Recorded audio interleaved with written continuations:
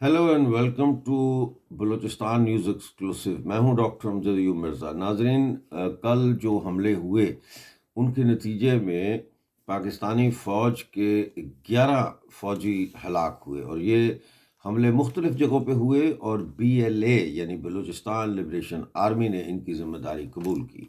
اس حوالے سے ایک حملہ بولان میں، دوسرا گوادر اور تربت میں، اور ایک کچھی میں ہوا۔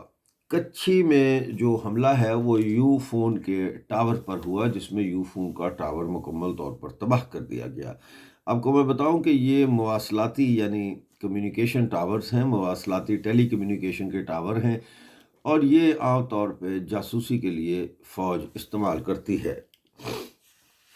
ناظرین، بولان کے علاقے پیر اسماعیل انڈس میں ایک گاڑی کو IED سے اڑایا گیا۔ اسی گاڑی میں 10 پاکستانی فوجی سوار تھے، اور گاڑی مکمل طور پر تباہ ہو گئی، اور 10 کے 10 پاکستانی فوجی اس میں ہلاک ہو گئے۔ 10 کے 10 سارے ہلاک ہو گئے۔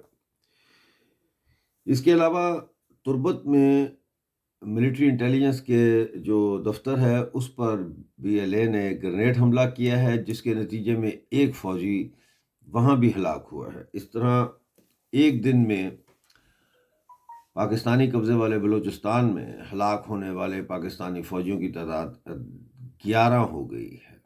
پاکستانی فوج کے بارے میں یہ بتایا جا رہا ہے کہ پاکستانی فوج میں ہڑبونگ مچی ہے، وہ پسپائی کا شکار ہیں، انتہائی خوف زدہ ہیں۔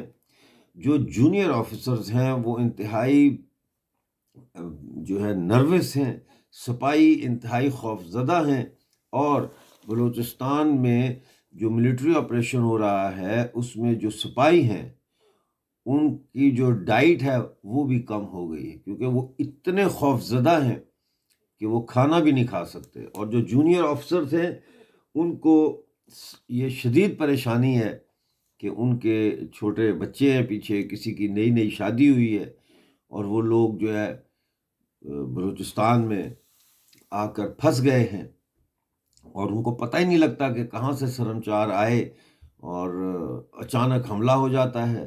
کئی جگہوں پہ تو سرمچار نظر ہی نہیں آتے کیونکہ IED لگائی ہوتی ہے۔ تو پاکستانی فوج جو ہے اس کا اس وقت بلوچستان میں انتہائی برا حال ہے۔ ایک پیغام ہمیں آیا ہے جس میں یہ کہا گیا ہے کہ بلوچستان کی کامیابی کے لیے پاکستان میں کئی بلوچستان پیدا کرنے پڑیں گے۔ اسی نقطے پر آپ سے اجازت چاہوں گا، ملتے ہیں اگلے پروگرام میں۔ اپنا بہت سارا خیال رکھیے گا۔ خدا حافظ۔